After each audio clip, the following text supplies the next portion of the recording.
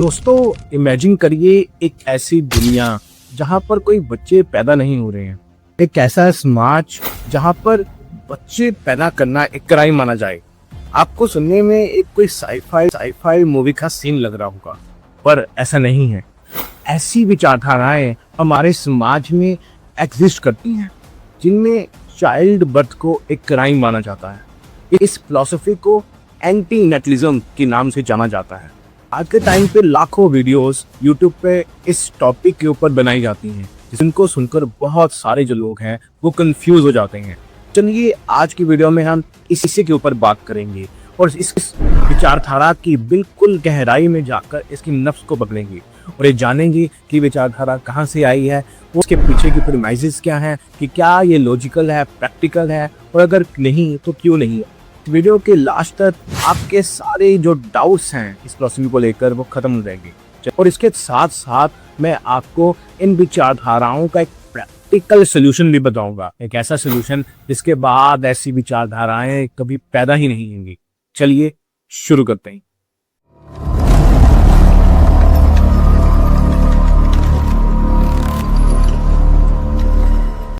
कोई भी फिलॉसफी है जो वो पैदा होती है वो किसी प्रीमाइसेस पर खड़ी होती है।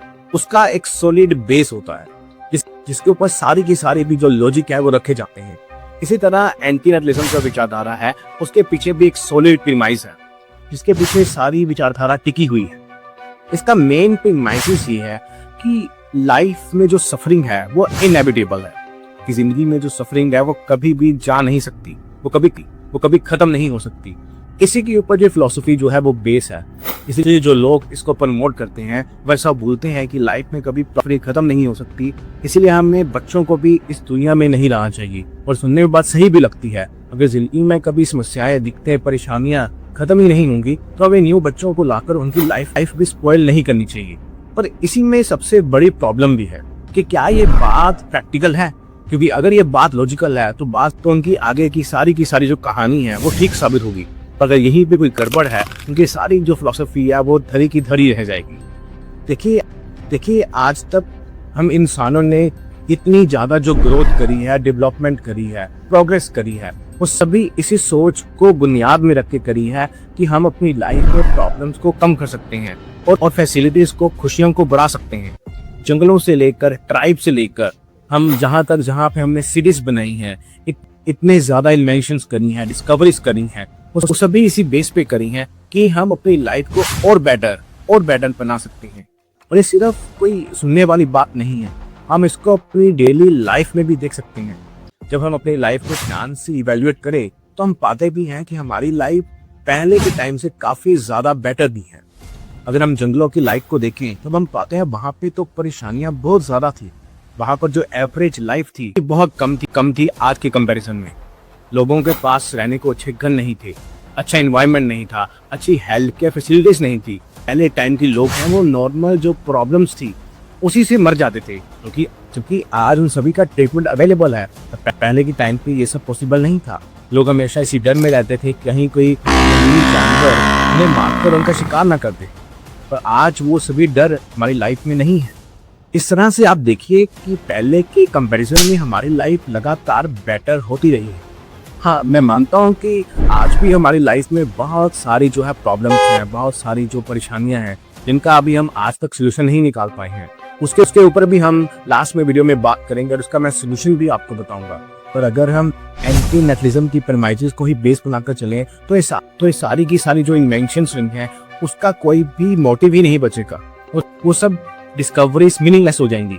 सोचिए, अगर आपको गर्मी लग रही है, उससे आपको बहुत ज्यादा परेशानी होती है, तो आप क्या करते हैं? आपके पास अगर फैन है तो आप घर में जाकर फैन के नीचे बैठेंगे। अगर आपके घर में एसी लगा हुआ है तो आप एसी को ऑन करेंगे। इस तरह से आपको जो ये परेशानी हो रही है गर्मी से, उसको आप खत्म करेंगे। पर एंटी नेटलिज्म तो बोलती है कि परेशानियां कभी खत्म नहीं हो सकती।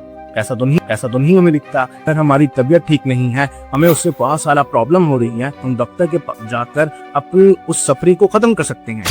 इस तरह से आप देखेंगे कि हमारी जो इस सफरिंग है उसको हम खत्म भी कर सकते हैं। पर बहुत सारे लोग बोलेंगे कि ऐसा नहीं है। हम अगर एक सफरिंग को खत्म करते हैं, एक परेशानी को खत्म करते हैं, तो और बहुत सारी परेशानियां पैदा हो जाती हैं।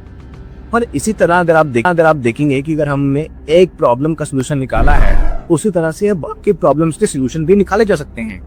और किसी को ये प्रॉब्लम है कि उसके पास एम्प्लॉयमेंट नहीं है, तो उस इंसान को अगर काम मिल जाए, उसकी ये परेशानी खत्म हो जाएगी। और किसी के पास अच्छा रहने को घर नहीं है, अगर उसको अच्छा रहने को घर दिया जाए, उसकी ये परेशानी दूर हो जाएगी।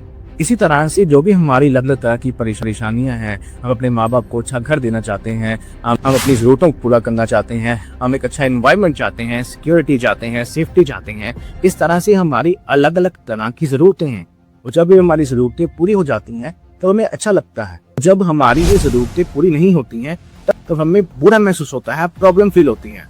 और इन सभी प्रॉब्लम्स के सोल्यूशन हम निकाल सकते हैं। में कुछ लोग ऐसा भी बोलते हैं कि अगर हमारे पास एप्रोप्रिएट रिसोर्सेज आ भी जाएं, और किसी के पास आज के टाइम में बहुत सारा पैसा हो भी, तो भी वो इंसान हैप्पी नहीं है, खुश नहीं है। इस तरह से वो कंक्लूजन निकालते हैं कि संसाधनों के होने से भी हम कभी खुश नहीं रह सकते, और वहां पर वो एक बहुत बड़ी गलती करते हैं। अक्सर लोग इस बात को भूल जाते हैं कि हम सब जो इंसान हैं वो एक सोसाइटी में रहते हैं, एक समाज में रहते हैं। अगर आपके घर में सब कुछ है और आपके सामने वाले पड़ोसी के घर में वो फैसिलिटीज नहीं है, तो आप कभी भी सिक्योर फील नहीं कर सकते। सोचिए एक गांव जहां पर एक सेठ है जिसके पास सारे संसाधन अवेलेबल है, और बाकी के लोग जो वहां पे रहते हैं उनके पास वो संसाधन नहीं है, तो क्या वो सेठ कभी भी शांति से अपने घर में सो पाएगा? बिल्कुल भी नहीं। क्योंकि वो लगातार इस डर में बना रहेगा कहीं उसके घर में चोरी ना हो जाए, कहीं उसके बच्चों को कोई किडनैप ना कर ले, कहीं उनके पास जो संसाधन है वो चले ना जाए। क्योंकि दूसरा जो एक्शन लेगा उसका असर भी हमारी लाइफ पे पड़ेगा। वो सेठ लगातार स्केप्टिकल रहेगा, शंका में रहेगा कि उसके साथ जिन लोगों ने रिश्ते बनाए हैं, रिलेशनशिप्स बनाए हैं, वो कहीं लालच की वजह से तो नहीं बनाए, कहीं क्या वो सच में उस सेठ को प्यार करते भी हैं। कि जाहिर सी बात है, जब लोगों के पास संसाधन नहीं होंगे तो वहां पर लोग उन्हीं के साथ रिश्ते बनाएंगे जिनके पास ज्यादा रिसोर्सेस हैं। पर वहां पर प्रॉब्लम ये है कि वो जो रिश्ते बने हैं वो आउट ऑफ इंटरेस्ट नहीं बने हैं, वो आउट ऑफ फेयर बने हैं, इनसिक्योरिटी से बने हैं। तो इस तरह से आप समझेंगे कि जिनके पास रिसोर्सेस होते हैं वो भी इस वजह से खुश नहीं रह पाते हैं क्योंकि दूसरों के पास संसाधन नहीं है। पर इसका भी सोल्यूशन है। अगर सभी के पास एप्रोप्रिएट रिसोर्सेज पहुंच जाए जितनी उन लोगों को नीड है, अगर हम इस सोसाइटी की फ्रेमवर्क को ठीक कर पाए, इस ढांचे को सही कर पाए, तो जो हमारी प्रॉब्लम्स हैं वो भी खत्म हो सकती हैं। इस तरह से अगर आप ध्यान से इवेल्युएट करें तो आप पाएंगे कि हमारी लाइफ में जो प्रॉब्लम्स हैं उनके सोल्यूशन भी अवेलेबल है, उन सफरिंग को खत्म भी किया जा सकता है। और जो एंटीआर्डिज्म का जो कोर क्लेम था कि लाइफ में जो सफरिंग है वो इनएविटेबल है, वो इस तरह से गलत साबित होती। तो क्या इसका मतलब ये है, मैं ये बोलना चाहता हूँ कि सभी को बच्चे पैदा करने चाहिए? ऐसे नहीं है। देखिए, ये बहुत ही पर्सनल सब्जेक्टिव डिसीजन हो सकता है। आपने भी ये नोटिस करा होगा कि बहुत सारे लोग ऐसे होते हैं जिनको बच्चों में इतना ज्यादा इंटरेस्ट नहीं होता, उनको बच्चों से इतनी ज्यादा खुशी नहीं मिलती, तो उनके लिए तो डिसीजन लेना बहुत ही ईजी है। तो ये ठीक भी है, सभी के अपने अपने सब्जेक्टिव डिसीजन हो सकते हैं। पर इसमें दिक्कत ये है, आपने उन लोगों को भी देखा होगा कि जिनको बच्चों से बहुत ज्यादा सेंस ऑफ पर्पस मिलता है। कुछ लोग ऐसे होते हैं जो बच्चों से बहुत ज्यादा लगाव महसूस करते हैं। वो सिर्फ अपने बच्चों के साथ नहीं, वो अपने आसपास के बच्चों को भी बहुत ज्यादा प्यार देते हैं। कुछ लोग ऐसे होते हैं जिनको सिर्फ अपने बच्चों से ही मतलब होता है। ऐसे में जब आप उन लोगों को ये फिलॉसफी देंगे भी जिनको बच्चों से बहुत ज्यादा खुशी मिलती है, वो इस फिलॉसफी को अपनी लाइफ में उतार नहीं पाएंगे, क्योंकि उनको तो इसमें बहुत ज्यादा खुशी मिलती है कि उसके लिए तो आसान हो सकता है जिसको बच्चों में इतना ज्यादा इंटरेस्ट नहीं है। उन लोगों के लिए बहुत बड़ा चैलेंज होता है जिनको बच्चों में लगाव है। तो इस तरह से आप देखेंगे कभी भी फिलॉसफी वैसे भी वाइडली फॉर्म में एक्सेप्टेबल हो ही नहीं सकती, क्योंकि लोगों के नेचर के अगेंस्ट जाने की बात करती है। जब भी कोई फिलॉसफी ऐसी होती है जो लोगों के मूल स्वभाव को टैकल नहीं करती, लोगों को बदलने के लिए फोर्स करती है, वो कभी भी फिलॉसफी लोग अपनी लाइफ में प्रैक्टिकली उतार ही नहीं सकते। तो फिर इसमें क्वेश्चन ये उठता है कि लोग ऐसी विचारधाराओं पर यकीन करने क्यों लगते हैं? अगर ये चीज समझने इतनी स्वाभाविक है कि ये विचारधाराएं टिक नहीं सकती, ये इलॉजिकल है, तो लोग ऐसा सोचने क्यों लगती हैं? देखिए होता क्या है कि आज के टाइम पे भी हमारी लाइफ में बहुत सारी प्रॉब्लम्स प्रेवलेंट हैं। आपने देखा होगा, एक ही स्ट्रीट में रहते, एक ही मोहल्ले में रहते, गली में रहते लोगों की लाइफ में जमीन आसमान का फर्क है। हो सकता है कि एक गली में रहते बच्चों के पास एक बहुत आलीशान घर हो, और वहीं उसी गली में किसी कोने में कुछ बच्चे भीख भी मांगते हैं। अब देखिए, एक ही गली में रहते दो लोगों की लाइफ में जमीन आसमान का फर्क है। एक को सब फैसिलिटीज मिली हैं और दूसरों के पास रहने के लिए अच्छा घर तक नहीं है। अब ऐसे में जब वो बच्चा बड़ा होगा, अपनी लाइफ में लगातार प्रॉब्लम्स को फील करेगा, उसको लगातार बचपन से लेकर बुढ़ापे तक इन प्रॉब्लम्स का सामना करते रहना पड़ेगा। तो ऐसे में ये क्वेश्चन उठना कि मुझे पैदा ही क्यों किया गया, मेरे बाप बाप ने मुझे जन्म ही क्यों दिया, ये बहुत ही स्वाभाविक सी बात है।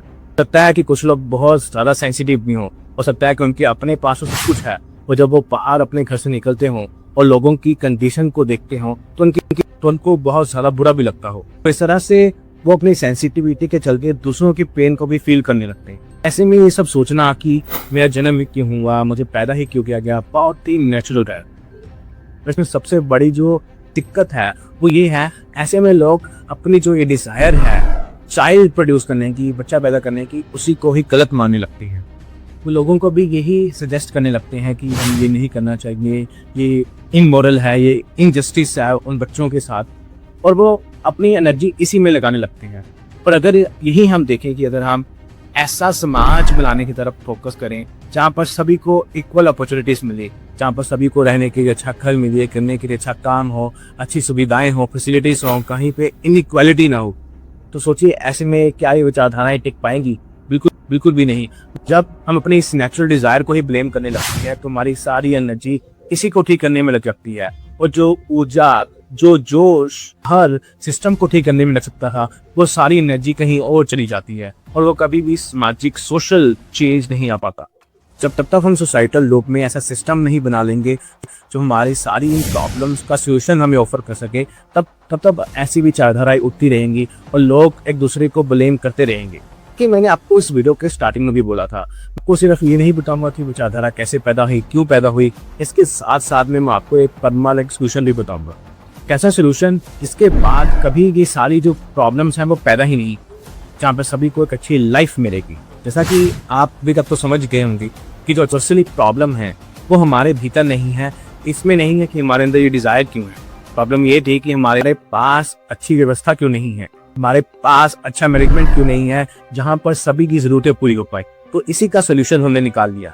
हमने एक ऐसा सिस्टमैटिक फ्रेमवर्क तैयार किया है जिसमें सारी की सारी जो प्रॉब्लम्स है आपका तो वो खत्म हो जाएंगी। हम सभी को अच्छी एजुकेशन, अच्छा एम्प्लॉयमेंट और सभी को इक्वल फैसिलिटीज ऑफर करी जाएंगी, जहाँ पर कभी किसी को ये डर नहीं होगा कि हमें एम्प्लॉयमेंट से निकाल दिया जाएगा, जहाँ पर सभी की सभी जो जॉब्स हैं वो सिक्योर रहेंगी, जहाँ पर रियल डेमोक्रेसी पैदा होगी। उसमें 24 आवर पावर लोगों के हाथ में रहेगी। आपको अपने लीडर को बदलने के लिए 5 साल का वेट नहीं करना पड़ेगा। अगर आपको लगता है कि कोई पॉलिटिशियन अच्छी तरह काम नहीं कर पा रहा, तो आप अपने मोबाइल फोन से ही उसको जब मर्जी वोट करके उसकी पोजीशन से उसको हटा सकते हैं, जहां पर किसी तरह की इनइक्वालिटी नहीं होगी। ऐसा नहीं होगा कि आप लेबर का काम करते हैं तो आपको कम सैलरी दी जाएगी, और अगर आप बिजनेसमैन हैं तो आपको ज्यादा मिलेगी। ऐसा किसी भी तरह का भेदभाव हमारे इस सिस्टम में नहीं होगा।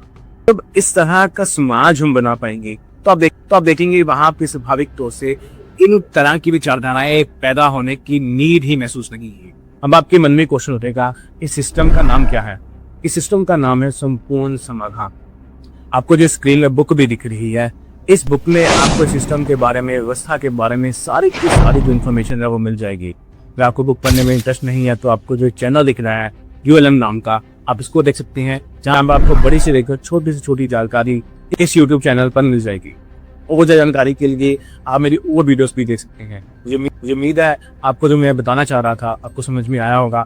इसके अलावा अगर आपको लगता है मैंने कुछ गलत बोला है तो आप कमेंट सेक्शन में वो भी बता सकते हैं। मैंने आपको एक टेलीग्राम ग्रुप का लिंक भी दिया होगा, आप चाहें तो वहाँ पे भी जुड़ सकते हैं। और आप कोई टॉपिक पर डिस्कशन करना चाहते हैं तो आप वहाँ पे भी अपनी बात को रख सकते हैं। इसी के साथ इस वीडियो को खत्म करते हैं। Thank you.